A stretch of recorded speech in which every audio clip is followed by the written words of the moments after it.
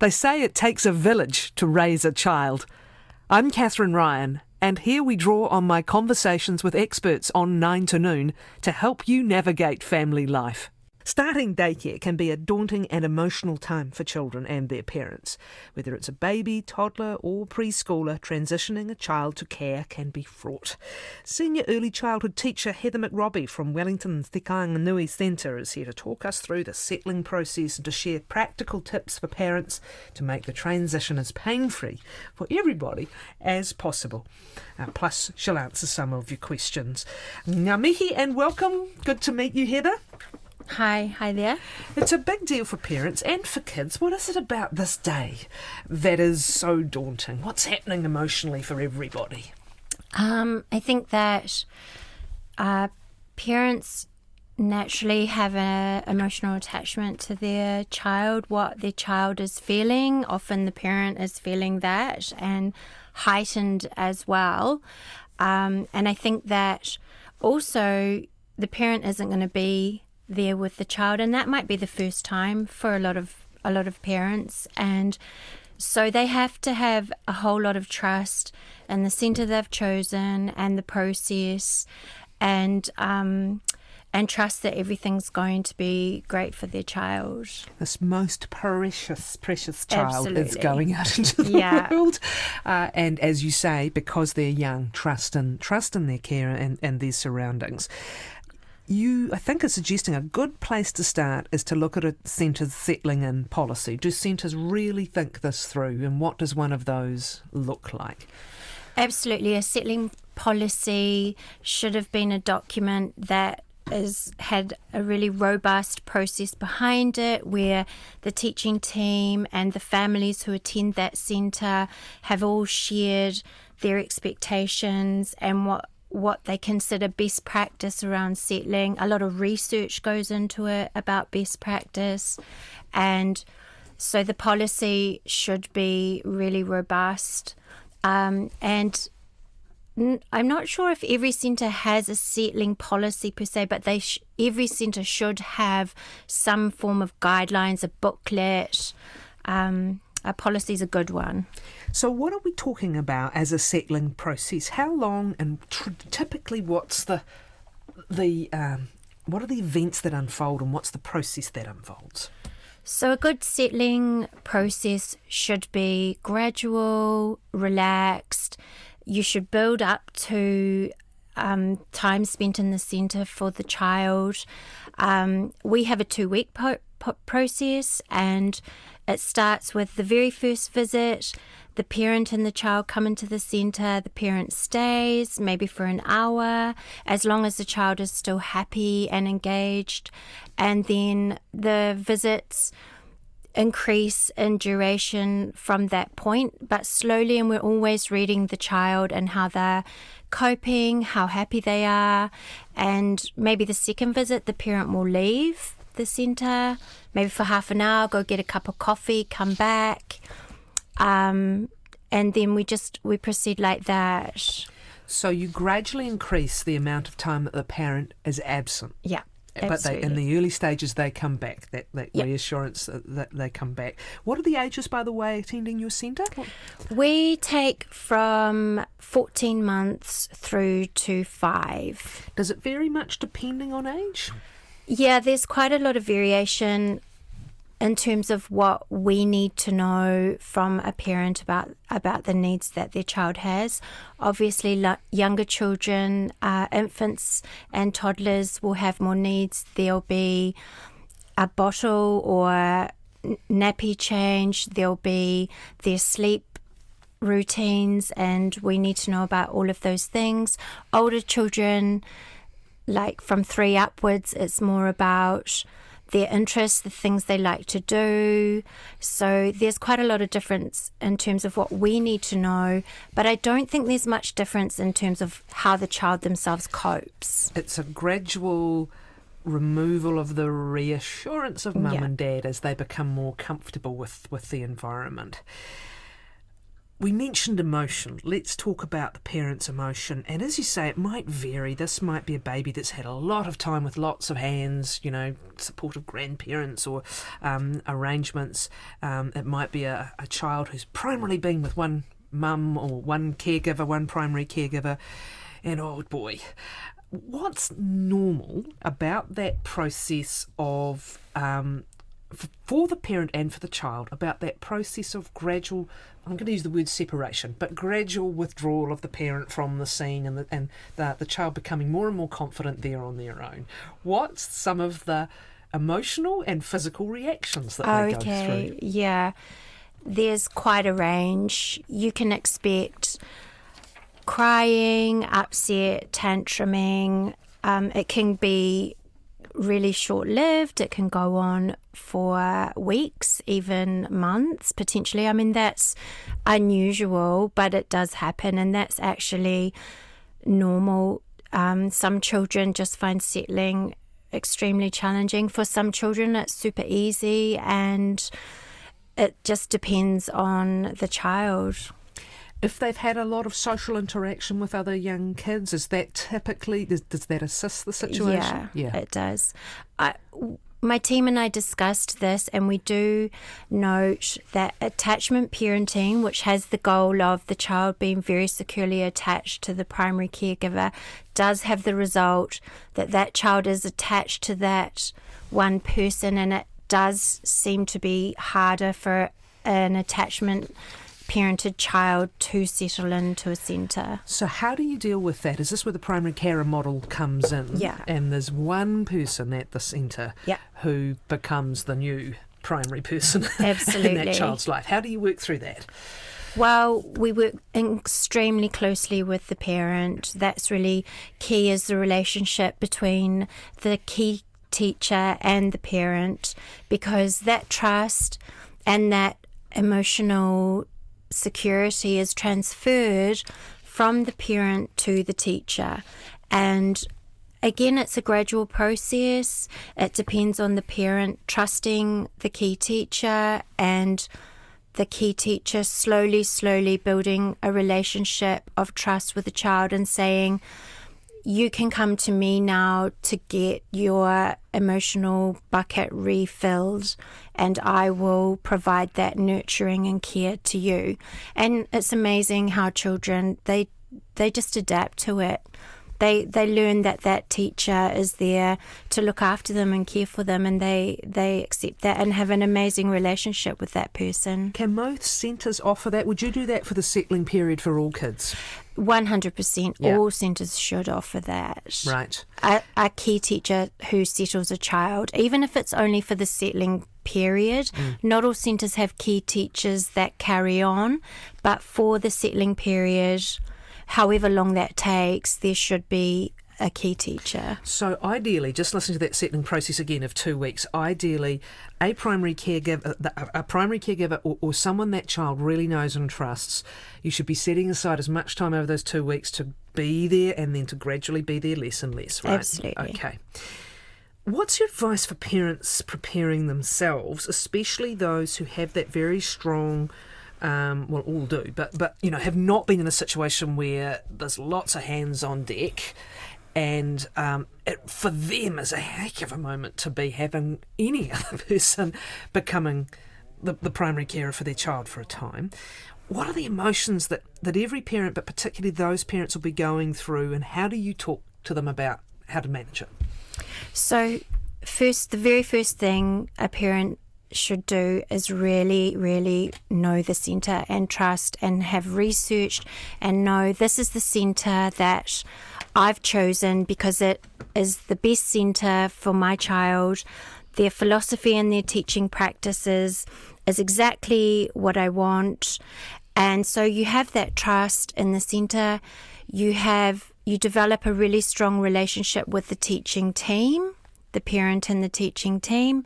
And I think a parent to remember that this is going to be so good for your child. They're going to be able to learn and engage and play in a way that is going to extend their horizons. They're going to make new friends. It's going to be an amazing thing for your child. So let the rational brain do the talking and just bear the heart doing the emotion, right? Yeah, absolutely. You're reassuring yourself as well as reassuring your child. What do you say? And again, this is age dependent. But what do you say, and how do you prepare the child's ahead of beginning the settling process? Again, are you talking them through what's about to happen and why, and talking up the positives? Also, secondary to that, what are some of the questions you often hear that kids say, or the I don't want to go thing? Just what are sort of the conversations that parents might be having? Yeah, absolutely. So it's great to focus on the positives, go through all of the great fun things that are going to happen for your child, prepare them for what their day is going to look like. First you're going to do this, and then you'll do that, and then you'll do this. That's really helpful for them to have a sense of security about what's going to happen. Talk about the settling teacher that they will be with. Again, that helps the child feel secure. That routine and just talking through what to expect. A ritual around drop-off. Sometimes something that just signals it's time. It might be a favourite toy or a favourite book, or what sort of rituals do people bring to signal at a very deep level it's time to go to preschool now? So parents can say to their child, we'll have a book, we'll have a kiss and a cuddle, and then I'm going to leave. And that sets up the expectation. The child knows what's going to happen. Then having a book, a story together is really, really common. Some children like to listen to a certain piece of music and do some dancing. A lot of children like to sit down at the kai table first and open their lunch boxes. Food's super comforting, and that's a really comforting, secure thing for a child to do. This is as they arrive. Yeah, as they arrive. So there's a wee handover. Absolutely. That's both, I imagine, distracting and pleasurable, but also, as you say, it's routine. It's something that they can be sure of. There was just a question I was going to have allied to that. Oh, yes. As you begin this period of having further and further time away, you're not big on people sneaking away, right? It's best to say, I'm going now. I'll be back in 10 minutes. I'll be back in half an hour. Yeah. I'll be back at the end of the day. Yeah. Well, your child needs to know that they can trust that you're not going to sneak off on them. They can become hypervigilant if a parent tries to sneak away, and they also get really upset if they feel like they didn't get to say goodbye to a parent. Sometimes they'll be more upset if that happens than if they get to say goodbye, go through that ritual, have the kiss, the cuddle, know what's happening, and have some sort of control over it. Everything about this is about trust, isn't it? Absolutely. Everything about it. Now, if you've got a child who's upset, and probably a parent who's upset as well, during this transition process, how does that unfold? Who takes over the comforting? What does the other party do? So if the child is upset, during the settling period especially, but generally, it's helpful for the parent to just leave fairly quickly. Stick to what you've said you're going to do, and then leave, because coming back or feeling like you need to hang around only drags the upset period out. Once the parent has left and the teachers step in, generally 99% of the time, or maybe even more, children settle. They stop being upset. They are ready to begin their day. Where it's a parent who's really upset, I've had parents crying down in the hallway, and amazing that they tried to make sure their child didn't see that. That's really important. You don't want your child to see you being upset. They feed off you. 100%. You need to be happy and positive, and then you can cry when you leave. And if a teacher sees that a parent's upset, we will come out and work to reassure the parent and try and comfort them. And sometimes parents just need to have a little bit of a cry and a reassuring shoulder, and some advice. There's heaps going on here. So again, much. for everybody. Is this also a question of trust again? Because if you do leave, you want to know what's happening after you've left. And as you said, for some children it might be straight away they're into it. For some it'll be a few days, a few weeks. And is that, again, just honesty over whether, yes, your child has, did keep crying or is upset, but this is not unusual and here's how we're dealing with it. Again, just asking the questions and getting the information you need. Yeah, well, centres should be communicating with you very regularly throughout the process. If your child's upset when you leave, they should ring you once the child is no longer upset to let you know that your child has settled. During the settling time, if a child isn't settling and remains upset, it is best for the centre to contact the parent and just say, look, today it didn't go off the way we wanted it to, and your child continued to be upset. So it might be better for you to come and get them and we'll try again tomorrow. Re-strategise. Yeah. Because they get to that point sometimes where it's beyond, recovery really, isn't Yeah. it? So re-strategise, and maybe it is that the parent's going to stay a little bit longer or there's going to be a different way of doing things. Where is the boundary, again, looking from the parent's point of view here, between expected distress and a signal that this is not the right centre for you, might not be the right option for your child at the moment, which is a really hard call to make. But where's that boundary? How often do you find, or, if not at your centre, elsewhere, at what point would you recommend a parent really rethink things? So I have never had an experience at my centre where the teaching team felt a child was actually not going to settle and this was not going to be right for that child. That's never happened. However, it could happen, and the reason that would happen would be potentially a centre might not have a settling process in place that is supportive enough of a child, and there's various reasons why that would happen. If you've researched your centre in depth, you've checked that they are a recommended centre, that all of their practices are in place that should be, you should know that this is a good centre and just carry on. But if you are really feeling like after months, I would say like if it's like 2-3 months and it's still continuing, and you're feeling like, is this the right place? I would recommend doing further research and maybe talking to someone who can advise you. Are there different ages and stages when starting that are particularly problematic? And I don't mean problematic, but you could anticipate more issues than perhaps with someone younger or older. Well, not really, ironically. Sometimes a very young children under 1 will settle really easily, and then you'll have 3-year-olds who settle really easily and then 3-year-olds who don't settle really easily.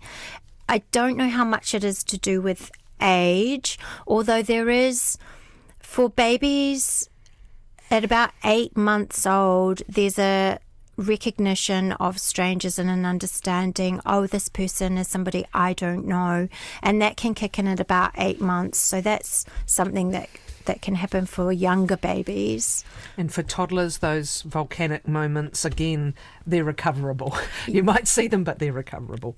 Is it better to start off with the maximum amount of time that your child will be in care, or to gradually work up? Well, again, that is to do with what is going to suit you, your family dynamic, your work situation, and what you want for your child. If you want to be able to have your child home more and in centre less, and you have that option, that's a great choice to be able to make. But if you're a full-time parent and you need your child to be in full-time care, there's also a lot of amazing positives with that. Children in full-time care who start straight away full-time are really closely connected with their settling teachers. They're very much part of the life of the centre. They're really engaged. They learn and develop really fast. They have lots of friends.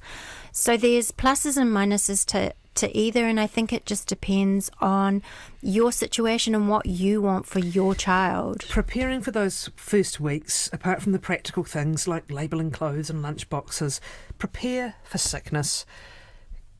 Kids, people spread germs. In fact, it's part of building our resistance. One way or another, you're going to catch stuff, and probably when you start, you're going to catch stuff. Yeah, that pretty much generally happens, especially children who are younger, maybe under 3. They will start in the centre, and then they just will start getting sick fairly regularly with coughs and colds and runny noses and all of that sort of thing.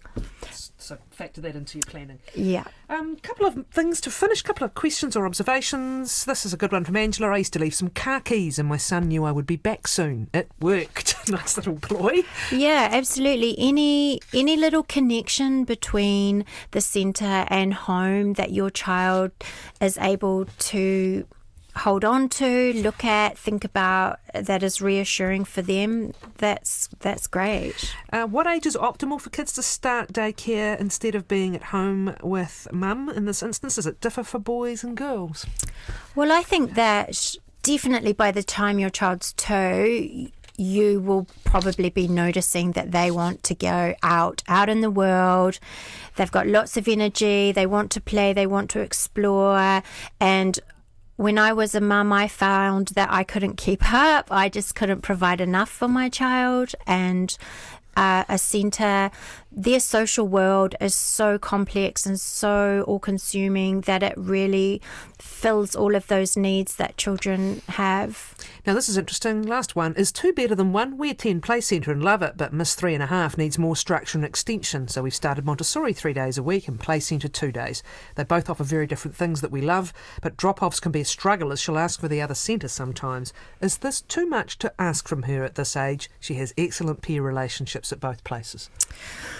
Tricky question, because a lot of parents do this, and it is generally something like a Steiner and a Montessori paired with a sort of more mainstream centre, and you're kind of getting best of both worlds, but you are going to have to deal with issues around settling and, you know, just having to resettle in each centre as they go between.